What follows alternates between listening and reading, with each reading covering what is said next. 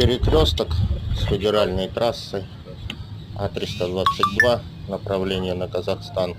Сама федералка чистенькая, хорошая. Дальше на села идет трасса в 3 направления.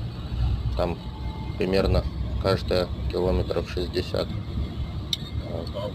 Урлапова, Зеркалы, Баталова. Вот такой гололед. Если кто-то поедет, будьте аккуратны. Это все последствия ледяного дождя у нас.